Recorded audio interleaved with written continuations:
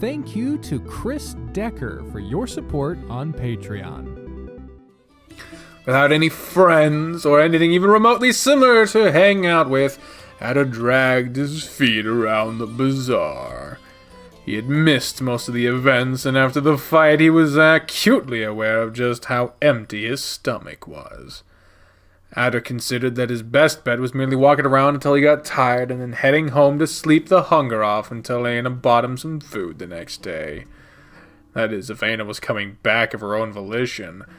Then again, he'd never seen her miss a single day of work. He wandered all over the plaza, unsure of where he was headed. And somehow, he ended up in a place that looked all too fancy for a poor buck like him. Then again, maybe it wasn't as fancy as it looked. It didn't look like like the does around could afford many clothes. Uh-oh. Before the gears of his mind could add one and one, a small flickering light coming from a small tent nearby stopped Ader's train of thought.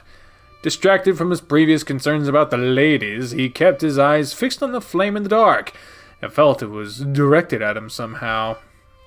Though we can't disregard that being related to being too hungry to think, of course.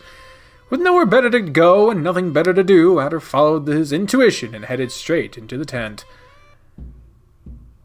Dusk was still a ways off, but it may as well have been midnight inside the tent. Ader combed the darkness desperately, startled by the sudden change in illumination. Bandits, assassins, mongrels, his imagination conjured a million evildoers ready to make him part with his precious cape, for that was all he had on him. An orange blur shone in the corner of Ader's sight. Its flare grew with unmeasurable force, blinding him for a moment. He struggled to regain his vision, fearing those foes that only lived in his mind. Bathing in the light of an orb that was filled with fire, shading in ways that made no sense whatsoever, awaited a feminine silhouette. A very feminine silhouette. Hey! Long enough. Hey, it's fucking her! Of course it was her! Yeah, it's not a living! And all of a sudden, Ader wished he'd found a bandit instead. At least he would have known where to look then. He tried to fix his gaze on her eyes, shining above a thin pink veil that covered most of her face, and that was in vain.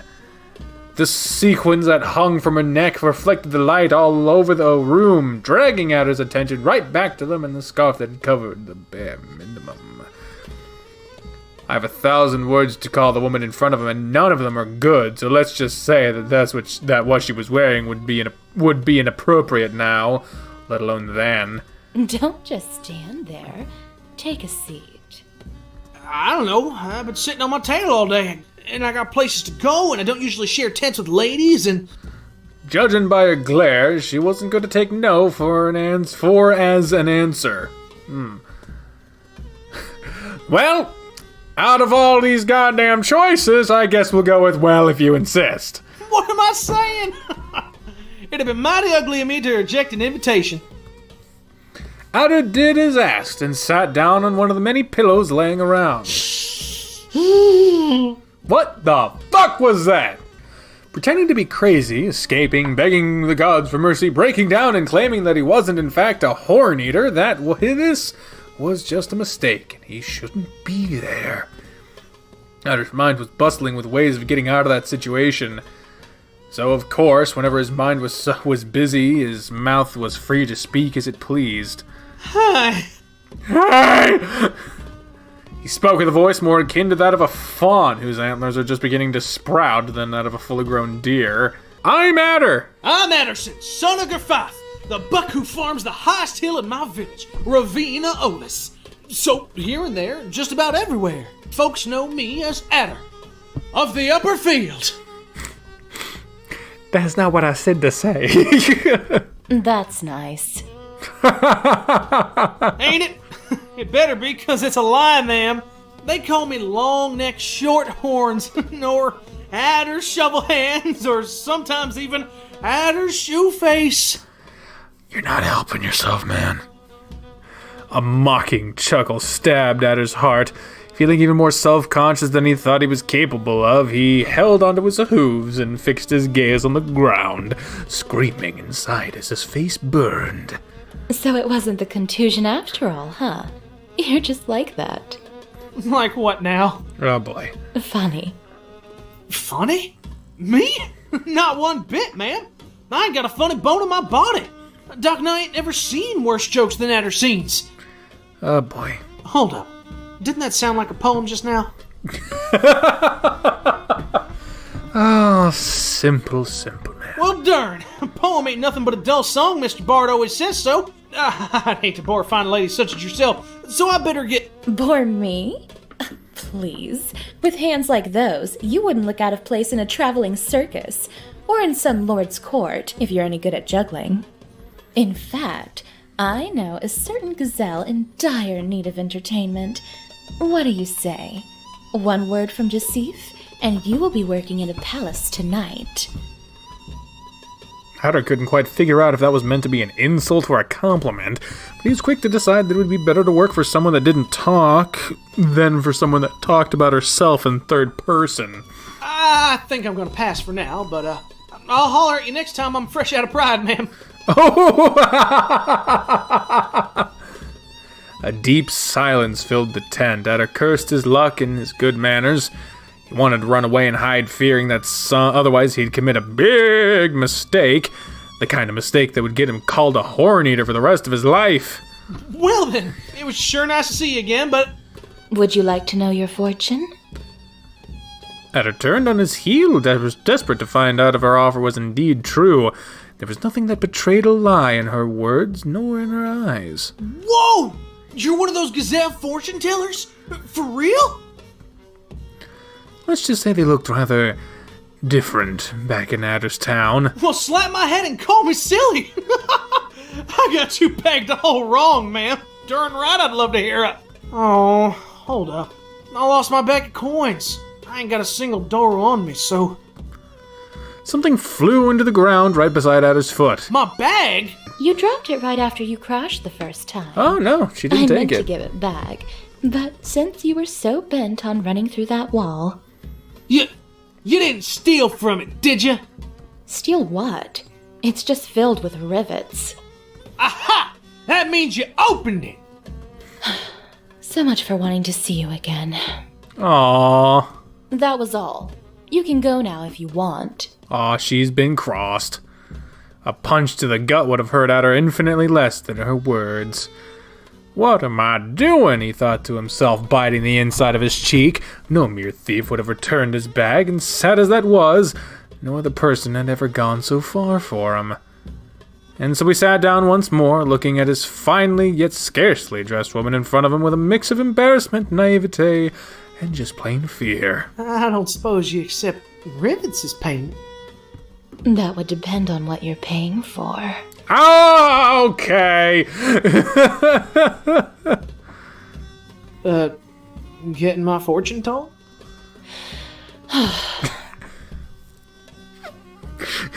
Just keep them.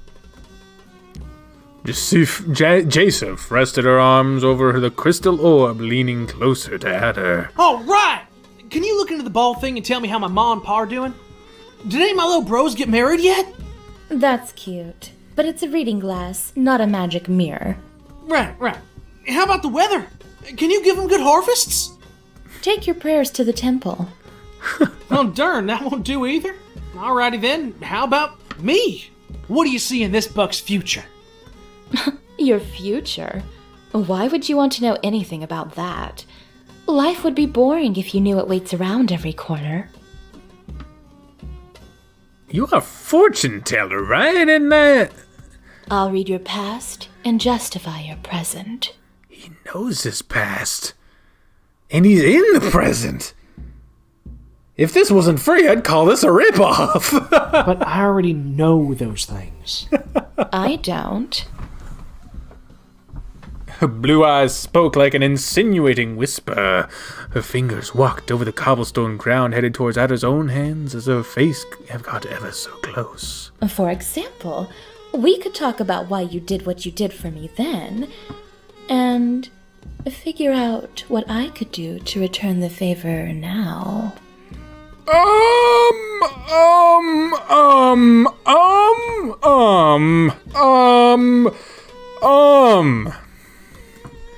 The bells that hung from her sash rang as they hit the ground, reminding him once more of her less than modest clothing, but no, she was no doe.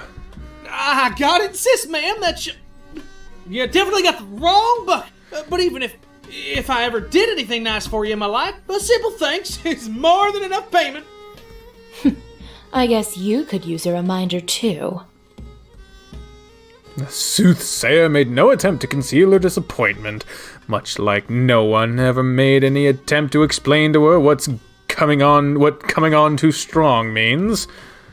With apparent tedium, she grabbed the crystal orb and put it between her face, right, and Ader's.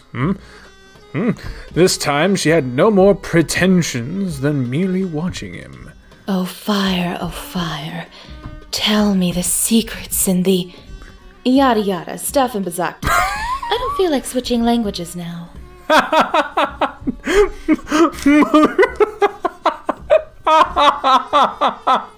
That was fucking funny. Her complete lack of professionalism made Ader feel for once at ease. After all, what would he do if he was indeed in front of a Safi? One of those heinous barn wizards from far back in time. Cry, beg, try to escape? Wait, those were things he'd already thought of doing. As Ader was considering the subtle differences in the fears he felt when talking to a girl and imagining being burnt to a crisp by a witch, she watched him. And she kept watching. And then she watched some more. But something seemed off. The gazelle shifted her eyes and squinted, lifting her head from behind the glass a few times, and finally settled on fixing her gaze on the fire again. But she seemed to be struggling. She pressed her mouth to one side, wiggled her nose, and knit her eyebrows closer and closer as she focused on the orb until Ader could no longer hold his laughter back. Shush! It's easier with two. She mumbled the last part to herself, but Ader was sure that she'd said eyes. Oh, what's that? You ain't never done it with a one-eyed deer before? Ader pressed his lips together like he wanted to make them disappear. Joseph merely rose an eyebrow. His accidental innuendo made him begin shaking from horns to hooves once more. Screw this. She pushed the orb away with an exasperated sigh before Ader knew what was going on. His face was in her hands and her face right in front of his. I need to find out if it was you after all. Stay still. A drum beat in his ears, and that was Ader's heartbeat as she stared at him so intently. There was a lump in his throat. He did his best not to tremble. His eye began feeling heavy, though he tried to hold her gaze. She was muttering something, words about his past, but her voice became obscured by the noise of the bells, the crackling of the fire, the sound of her own eyelashes batting against each other. No. This can't be... Ader opened his eyes, surprised at her sudden change of attitude. He was going to ask what was wrong, but instead he would have screamed if he could. Oh shit. Two guards manifested out of thin air, one young and angry, and the other collected yet strangely alert. The young guard pointed his aggressi at Assegai, at Ader, making it clear that he wasn't joking around. Just who do you think you are? Who do you think I am? That was Joseph's voice. But as much as he tried to find her, Ader couldn't see her. In fact, he couldn't even move at all. What? You're not gonna trick me with that, scum! As I said, I'm nothing but a girl on her way home. Exactly. Now, get off the royal pathway immediately. Whoa, Ader felt a lump in his throat as he unwillingly looked over the railings that he was leaning against. I don't suppose you expect me to jump off the bridge? You're right. I'll just drag you to the dungeon and end this nonsense. Your kin shouldn't even be outside after curfew. My kin? Do you mean the girls from the Desert Rose? The guard's face went pale all of a sudden. The older one seemed surprised in a different way. A sigh of relief was welling up inside Ader's chest, though he couldn't feel his chest at all. He was beginning to question his sanity altogether. I assume you're familiar with that name. I'm already running late, and Miss Rochelle will be really, really worried if her favorite girl doesn't make it home before dawn. So, I thought that I could use a little shortcut. But only nobles can. Tell you what, if you could make a little exception this time, I'm sure I could arrange a discount next time you visit my home. Just say that Jasif sent you there. Oh boy. Jasif? I mean, if you were a doe, I would consider it, but... I don't know. I've heard a lot of things about Jasif, and I think I'd recognize someone that goes around calling herself Queen if I saw her. I can assure you I'm... Assure me? I'm not sure I can take a gazelle's word. See, maybe I can't recognize you because you're wearing too many clothes. Oh boy. Ugh, what are you saying, you numbskull? What? It's her job anyway if she's telling the truth. We could let her go if she pays a little toll. Oh, this is unfortunate. Ader felt revolted. The other guard was clearly disgusted as well. Keep it together, Sep. It's over if you take a step back. The guards didn't react to that sentence at all. It's like they hadn't heard her when her voice sounded loud and clear to Ader in Ader's ears. But more importantly, Sep. I can pay in gold. Then we'll take that too. We? I want nothing to do with this! More for me. A smirk appeared on the guard's face, but before he could even move a muscle, a scream tore up the silence of the night. What do you think you're doing? Oh boy. There he is. Everyone turned around to look at the idiot, yelling all the way down on the ground. Think you could just bother her last because she looks good enough for second helpings and then dessert? Well, you can't, alright? That's radish stew, and you'd make your mom cry if they knew. Let her go! Ader had most certainly gone crazy. What the hell is that Sanford saying? Is he drunk? I don't know. I think he's just a horn-eater like you. Who are you calling a horn-eater? Just hold up there! Ader, the pudgy version of Ader that is, wasn't concerned with matters such as his complete lack of grace, agility, or strength.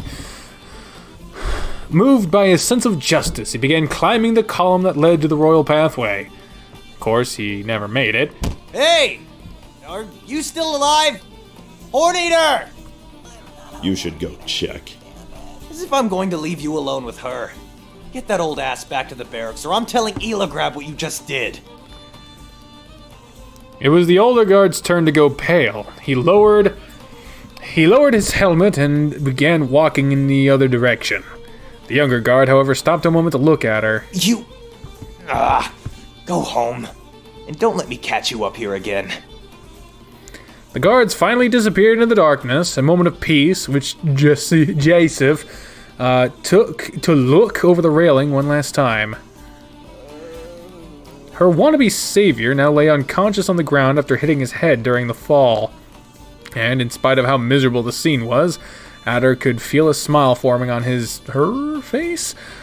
He finally understood that, crazy or not, he was seeing what she was seeing, and the way she saw it. That was really nice of you.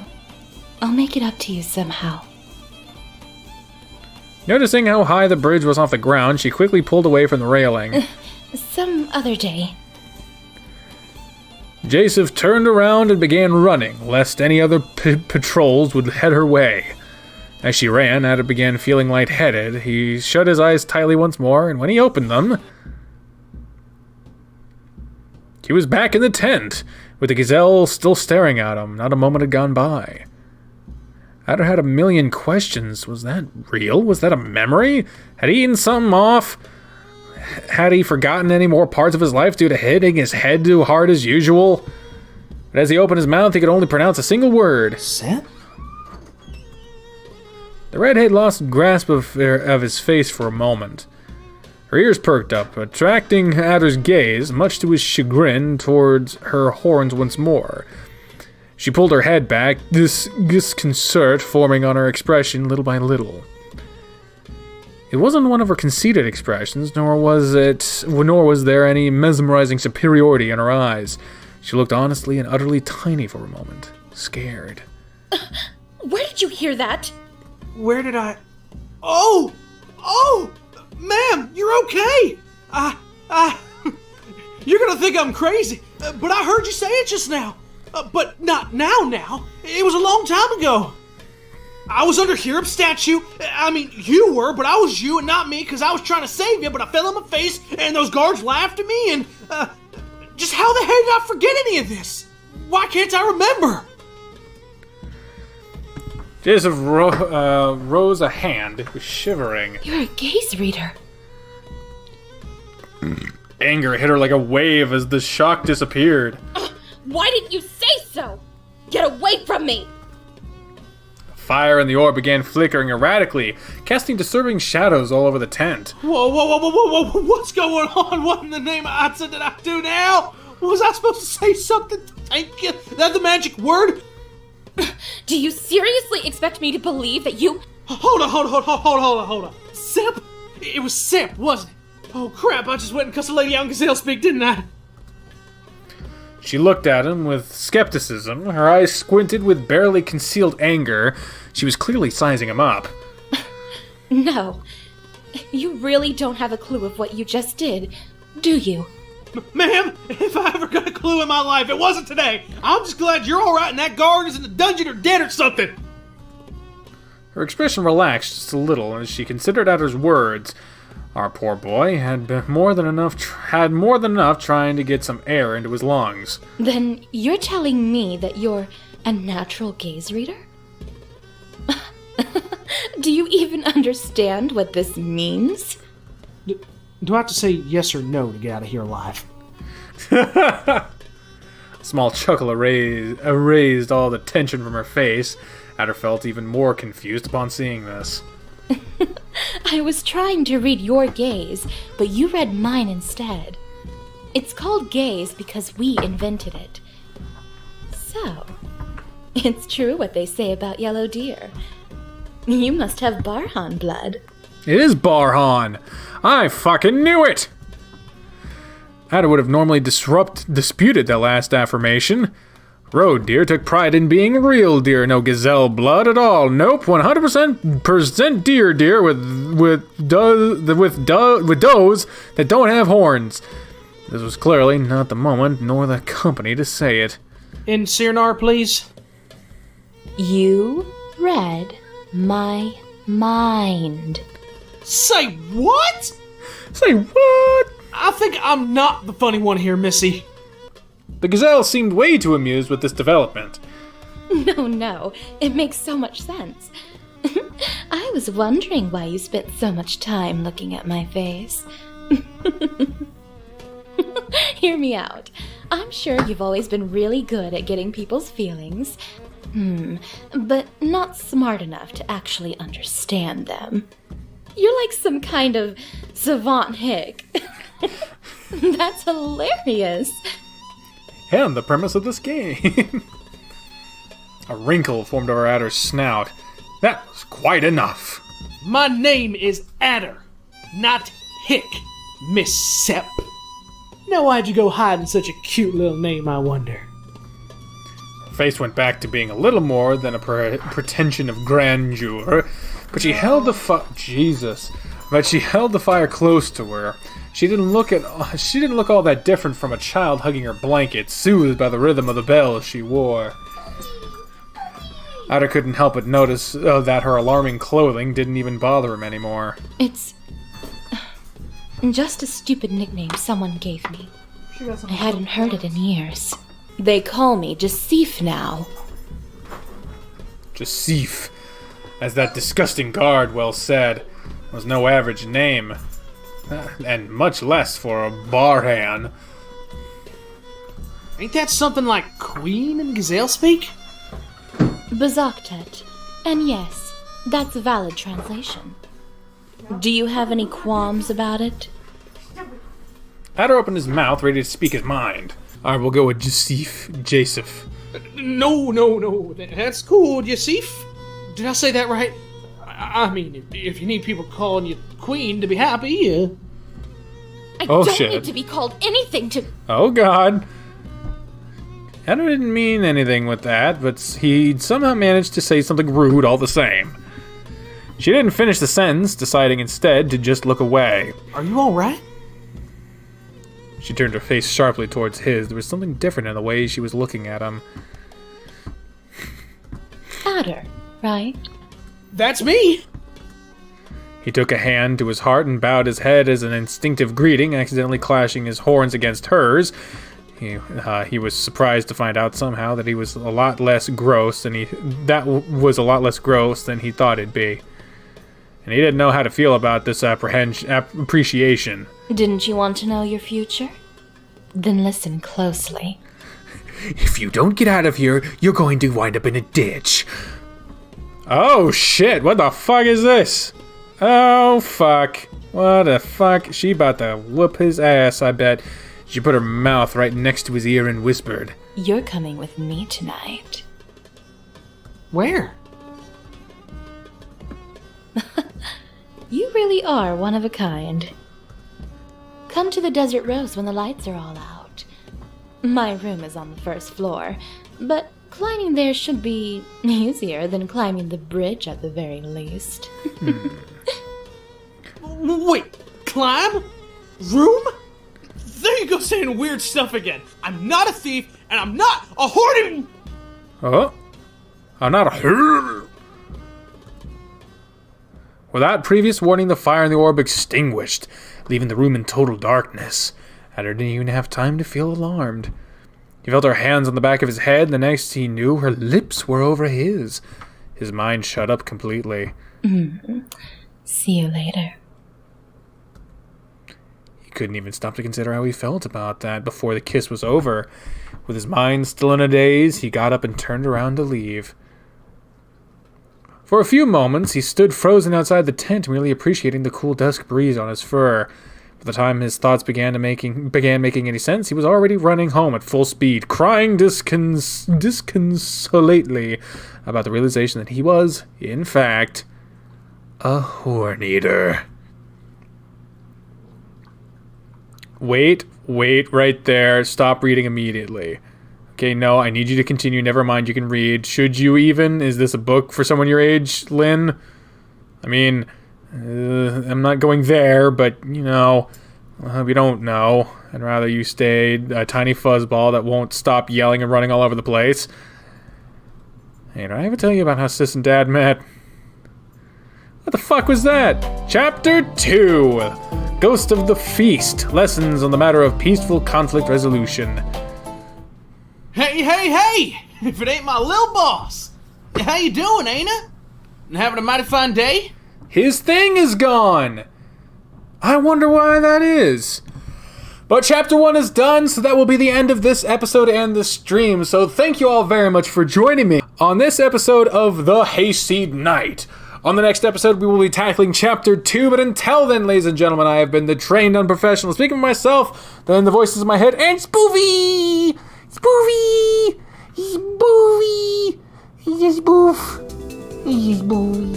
He's a spoofy. He's a spoofy. When I say until next time, fare thee well. Bye, everyone!